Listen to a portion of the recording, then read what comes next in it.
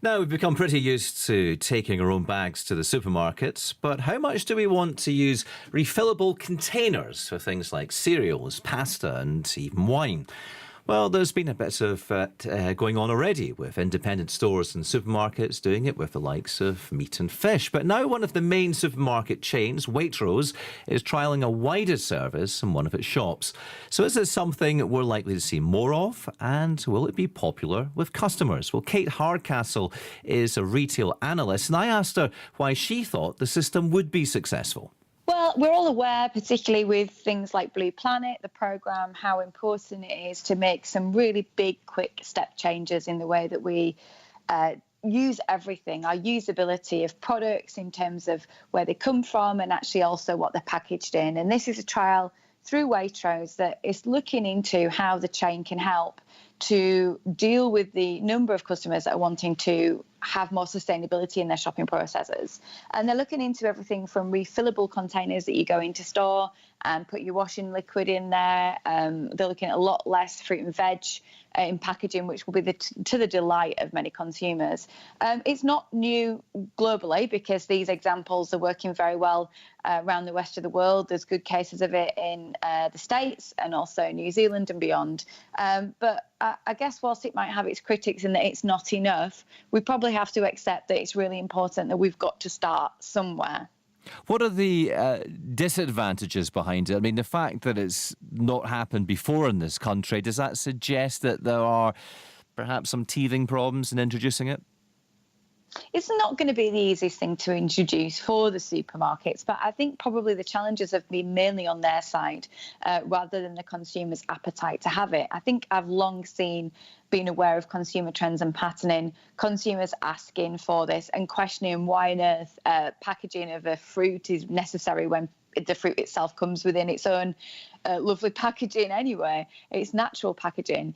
So it's quite difficult to set your business when it's such a large organisation in a different way. And this is going to require, refill stations. How do you charge for it? How do you make sure that the areas stay healthy and clean for other consumers and users? So it's not without its teething troubles, but I think the probably reason we've not seen it a lot is just because the retailers haven't implemented it a lot, and there's probably cost barriers in the way there. And you think that consumers would be keen to embrace it? Because when it comes to food, if you have a sealed container, it's not only perhaps fresher, but also that there's no contamination from perhaps other customers getting their grubby paws over the produce. Well, you're absolutely right to bring that out.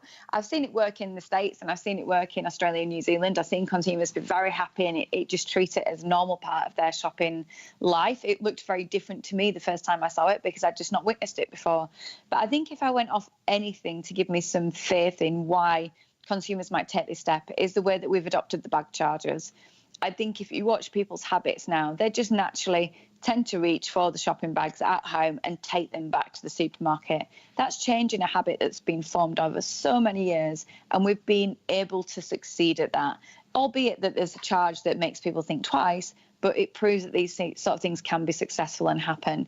I think there'll be a novelty factor. I think there'll be some people who outright don't like it. I think there'll be teething problems.